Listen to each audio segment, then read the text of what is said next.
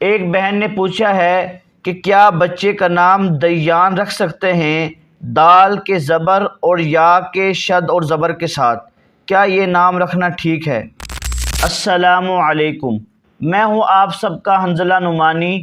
امید ہے کہ آپ سب خیر و عافیت سے ہوں گے۔ اللہ تعالیٰ آپ سب کو خوش رکھے۔ اللہ پاک آپ سب کی تمام پریشانیاں، مصیبتیں، بیماریاں، تکلیفیں دور فرمائے۔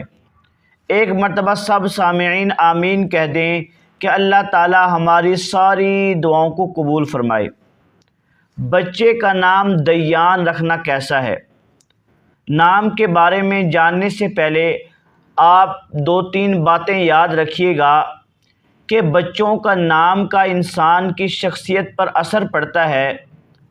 اگر آپ بچے کا نام اچھا رکھیں گے، اچھا معنی والا نام رکھیں گے، تو بچے کی ذات پر، بچے کی شخصیت پر اچھا اثر پڑے گا۔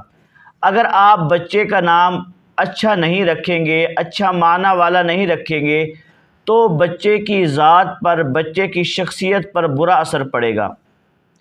شاید آپ کو معلوم ہو کہ نبی کریم صلی اللہ علیہ وآلہ وسلم کو جب کوئی نام ٹھیک نہیں لگتا، اس کا معنی ٹھیک نہ ہوتا، تو پیارے آقا اس کا نام تبدیل فرما دیا کرتے، نام بدل دیا کرتے۔ تو اس لیے جب بھی آپ اپنے بچہ یا بچی کا نام رکھیں تو پہلے تحقیق کر لیا کریں۔ اگرچہ نام دیکھنے میں اچھا لگ رہا ہو، بولنے میں اچھا لگ رہا ہو، لیکن اس کا معنی بھی ٹھیک ہونا چاہیے۔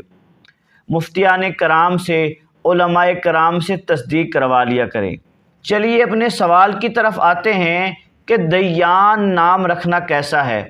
دوستو، دیان دال کے اوپر زبر اور یا کے اوپر شد اور اس کے اوپر زبر، یعنی دیان، اس کا معنی ہوتا ہے بدلہ دینے والا، فیصلہ کرنے والا۔ تو یہ اللہ تعالیٰ کے صفاتی ناموں میں سے ایک نام ہے۔ ویسے تو دیان نام رکھنا ٹھیک ہے، جائز ہے، آپ بچے کا نام دیان رکھ سکتے ہیں، لیکن بہتر یہ ہے، زیادہ اچھا یہ ہے کہ آپ اس کے ساتھ عبد الدیان رکھیں، یعنی دیان کا بندہ، فیصلہ کرنے والا، بدلہ دینے والے کا بندہ۔ میں دوبارہ خلاصتاً بتا دیتا ہوں کہ صرف دیان نام رکھنا بھی ٹھیک ہے۔